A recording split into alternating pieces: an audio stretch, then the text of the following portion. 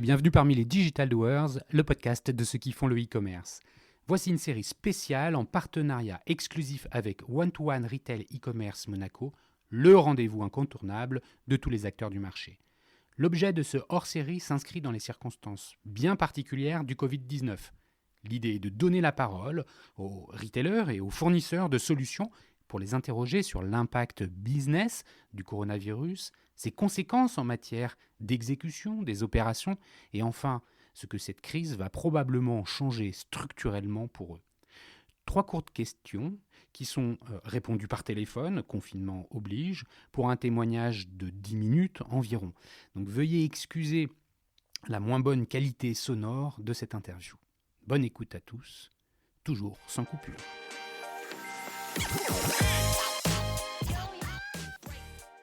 Bonjour Sonia, merci beaucoup de venir sur les Digital Doers, ouvrir ce hors-série sur les conséquences du Covid-19 dans le retail et le e-commerce. Tu es la directrice de l'événement bien connu One-to-One Retail e-commerce de Monaco. Alors Sonia, quelles sont les conséquences du confinement et du Covid-19 sur ton business ? Bonjour Cyril, et puis déjà pour commencer, un grand merci pour d'avoir monté ça en exclusivité sur ce hors-série sur justement ce qui se passe au niveau du Covid.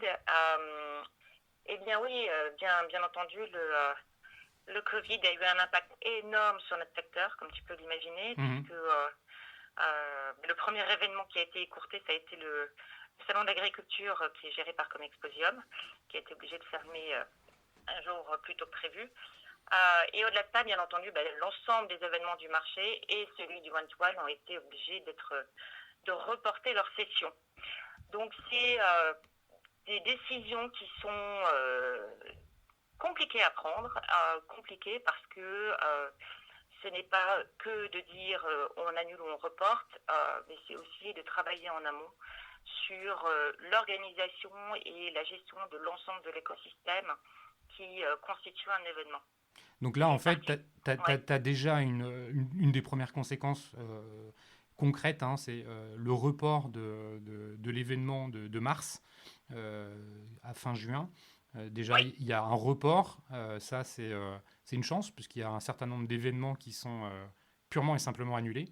Vous avez réussi à le reporter.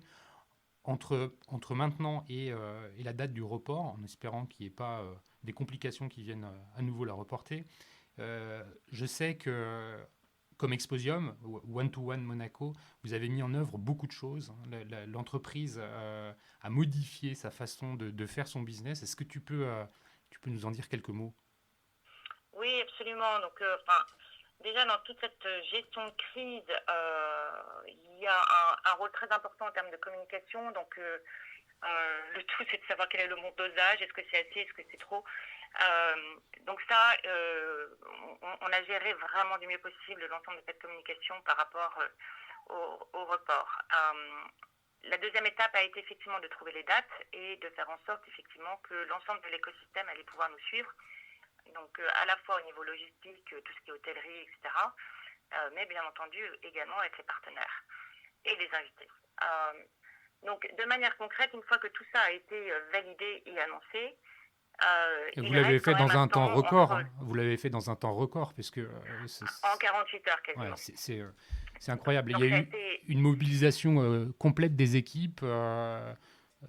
Absolument. Ça a été une mobilisation très importante en interne chez nous, mais aussi également avec les acteurs de la principauté de Monaco avec qui on travaille, pour faire en sorte que en 48 heures quasiment, tous les sujets puissent être verrouillés et arriver avec des bonnes nouvelles en fait finalement pour l'ensemble de l'écosystème.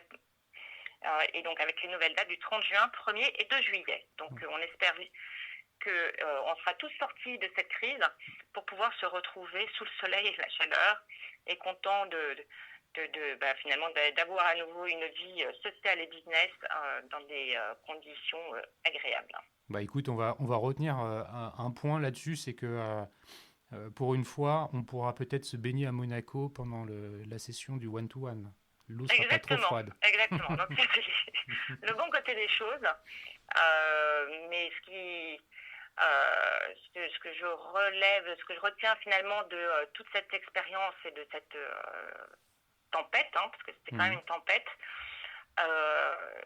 c'est ô combien on a eu de nombreux soutiens finalement de l'ensemble du marché, de tous les côtés, extrêmement conscient que les décisions sont complexes et difficiles à prendre, et surtout avec un accompagnement qui a été vraiment au top de la part de tous les acteurs, notamment de la principauté, pour maintenir et assurer finalement l'événement au mois de juin-juillet, qui est normalement une grosse saison qui commence, mais dans les mêmes conditions qu'au mois de mars, donc c'est top. Bon, ça, c'était, vous avez sécurisé l'aspect logistique lié à l'organisation de l'événement. Et ensuite, assez rapidement derrière, vous avez essayé de faire vivre virtuellement cet événement en attendant qu'on puisse tous se retrouver physiquement. Est-ce que tu peux nous dire un peu quelles sont les actions qui ont été prises?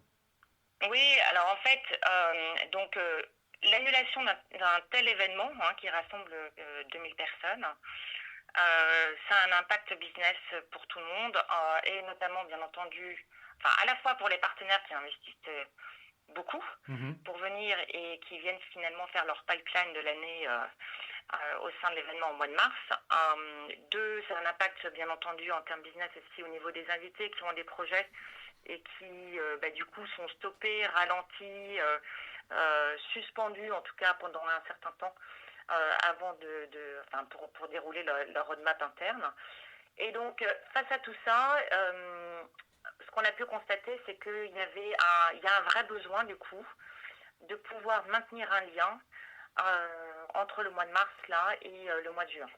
Ouais, je comprends. Et donc de permettre aux partenaires de pouvoir gérer les lead shows sur lesquels ils pouvaient ils espéraient vraiment pouvoir signer des contrats pour pouvoir avancer dans leur business et inversement.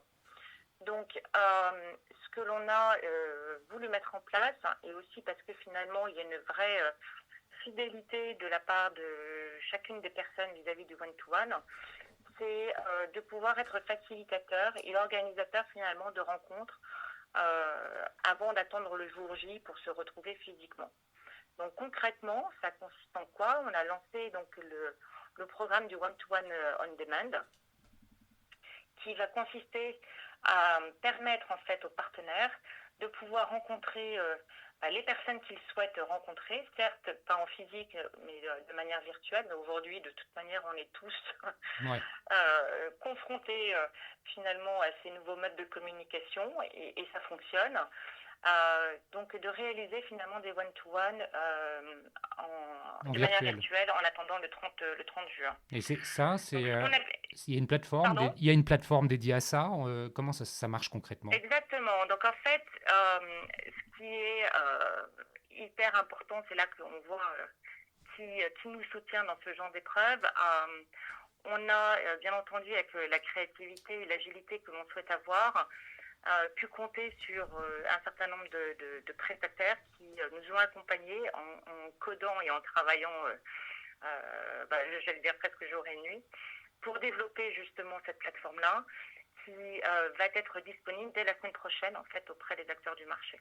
Donc au travers de la même plateforme, enfin les mêmes accès qu'on peut avoir aujourd'hui pour préparer son événement, on pourra demain aussi réaliser ces rendez-vous? Exactement. Exactement. Donc en fait, c'est à la fois de pouvoir organiser les rendez-vous en one-to-one avec bien entendu la disponibilité des annonceurs, mais aussi de pouvoir gérer finalement des webinars sur des thématiques données et qui permettront finalement, ça deviendra finalement une plateforme de rendez-vous, plateforme de contenu live et en replay. Bon, c'est très bien. J'espère que les différentes personnes présentes à l'événement profiteront de cette plateforme pour écouter les différents témoignages qu'on va enregistrer sur ce podcast. Dis-moi Sonia, on voit tout ce qui a été fait. Est-ce que déjà aujourd'hui, tu arrives à imaginer des changements qui vont rester en sortie de crise? Est-ce qu'il y a déjà des choses intéressantes que tu imagines pouvoir pérenniser?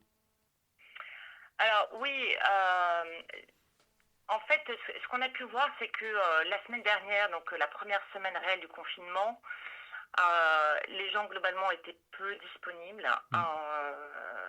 Je pense que l'organisation de ce nouveau mode de travail, on est en télétravail, en famille, à jongler avec les enfants, les conf calls, internes, externes par rapport à l'entreprise, ont été assez compliqués à gérer. Et puis, bien entendu, chacun a ses priorités aussi par rapport à ce nouveau mode d'organisation. C'est vrai.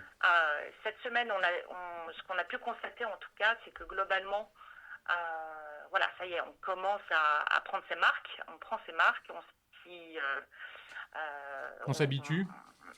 Comment? On s'habitue, hein, en quelque sorte, Oui, alors à ces j'avais du mal à circonstances. sortir le mot on s'habitue parce que c'est un petit peu Non, difficile, mais il faut bien reconnaître que finalement, on mais prend ses marques. effectivement, enfin en tout cas, on sait qu'on n'a pas le choix et le business doit continuer en prenant en compte finalement l'ensemble de ces paramètres. Donc ce que l'on retient pour le futur, c'est quoi? Pour répondre à ta question, c'est que effectivement, c'est d'être capable d'être toujours aussi créatif et agile en termes de plateforme pour répondre à la demande et pour répondre à des situations assez exceptionnelles. Euh, pour être très franche avec toi, on va regarder un petit peu comment ça se passe aussi Mhm. en termes de résultats pour voir si ça a du sens de le déployer. Il ne serait pas inenvisageable finalement de pérenniser ce genre de concept tout au long de l'année. Pourquoi pas? En tout cas, moi, ce qui m'intéresse de voir là, c'est effectivement quelle est l'appétence des gens, notamment pour suivre des webinaires en ligne, de voir un petit peu l'interactivité qu'il peut y avoir entre ces deux populations pour pouvoir le déployer à plus grande envergure le cas échéant. Et en termes d'organisation dans ton entreprise, au sein de Comexposium, est-ce qu'il y a des points, des improvements, comme on dit en anglais, que tu vois déjà pourquoi je te pose la question, c'est que pour monter cette opération spéciale entre Comexposium et les Digital Doers, ça a pris 3 heures. Euh, Mhm. Ça a été hyper vite. Euh, Est-ce que tu vois aussi cette capacité à être plus flexible, à aller plus vite, plus opérationnel au sein de tes équipes? Au sein des équipes, on est tous en télétravail, bien entendu, en contact quotidien les uns avec les autres. Et aujourd'hui, on a une vraie volonté d'avancer et une vraie volonté de pouvoir répondre à des besoins marchés. Et tout en préservant finalement aussi, bien entendu, le business du présentiel avec les événements physiques. C'est hyper important parce que le lien physique est quand même hyper fort Ouais, et hyper important. ouais. Que toute cette partie réseau, pouvoir networker, enfin d'être à l'encontre des gens, à l'écoute, pouvoir poser des questions, interagir, etc. Malheureusement, il n'y a que le physique qui puisse le permettre, en tout cas de manière beaucoup plus spontanée que en visio. Bah, je pense que c'est pas Euh, malheureusement, hein, c'est heureusement quelque part, hein. Ça fait du bien de se voir dans la vraie vie, quoi. Absolument, Mm. heureusement, ouais. Donc, euh, avec mes équipes, on a vraiment, j'ai 3 mots que j'aime beaucoup, et c'est ce sur quoi on est, c'est bien entendu écoute, Mhm. agilité et créativité. Pour moi, c'est fondamental parce que derrière, on apporte finalement le service qu'on attend de nous. Et en tout cas, c'est la mission que je veux avoir auprès de l'écosystème.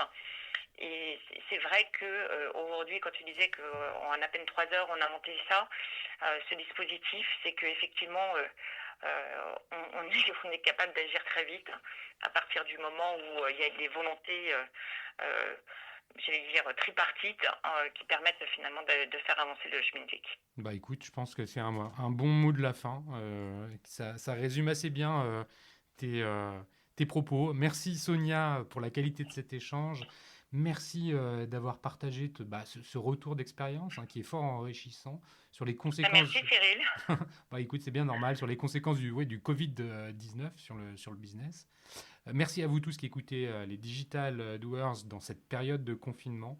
Et puis je tiens quand même à remercier Comexposium, qui est l'organisateur de l'événement One-to-One Retail e-commerce de Monaco, de nous avoir permis à mes invités de prendre la parole. Alors tu es la première, Sonia, mais d'autres vont suivre et de partager leurs témoignages avec nous tous.